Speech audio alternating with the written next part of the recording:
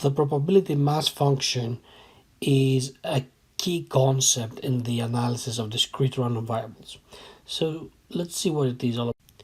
We're going to take a random variable x, which is discrete, of course, and its probability mass function, which we're also going to be abbreviating by PMF, is defined to be the probability that x takes a specific value, little x. That's it. For example, if x is the result of a coin toss, which gives you tails with probability 0.5 and heads with probability 0.5, then the probability mass function is defined as follows. The probability of x taking the value t, tails, is 0.5, and the probability of x taking the value heads is also 0.5. Now, when there is no ambiguity, instead of writing the probability of x is equal to x, we're just going to be writing the probability of lowercase x, and we're going to mean the exact same thing. Let's see now how we can visualize the probability mass function of a discrete random variable. Take a random variable that has 4 different distinct values, x1, x2, x3, and x4, and then in the x-axis you just put these discrete values at corresponding to different bars, and then you draw a bar for each one with a height that is equal to the probability mass. So the height of the first bar is the probability of x1, or the probability that the random variable takes the value x1. This value right here is px2, this value right here is px3, this is px4, and so on and so forth. The probability mass function has some very obvious properties. First of all, since we're talking about probabilities, these numbers must be all positive and they must sum to 1. The latter means that at least one of the values of x is going to be realized.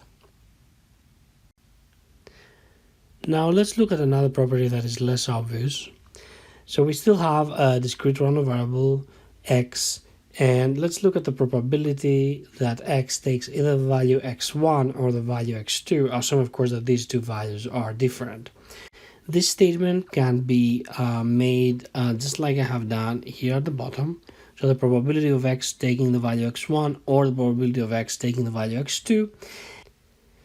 But it can also be stated in the form that you see on the right, where I write the probability of x belonging to this set, which contains x1 and x2. Now this probability is simply the probability that x takes the value x1 plus the probability that x takes the value x2. But of course I could have written this as follows, as the probability of x1 plus the probability of x2, which is a shorthand notation, but you should keep in mind that I'm actually talking about the probability that that random variable x is equal to x1 plus the probability that that variable x is equal to x2. More generally, you may want to take an arbitrary set A and ask the question, what is the probability that x takes any value in that set A? The answer is that the probability of x belonging to set A is the sum of the probabilities of all the elements of A, which can be written like this: sum over x in A of P of x. Now, in addition to that original random variable x, I would like you to consider a function of that x, g of x, which you can use to define another random variable.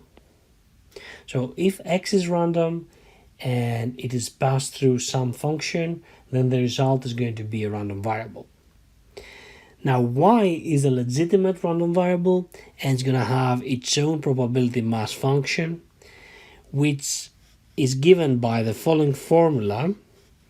It's going to be the probability of y being little y is the sum of the probabilities of x where x is anything that is being mapped to y. To understand this statement, you probably want to consider the set of possible values for x and the set of possible values for y.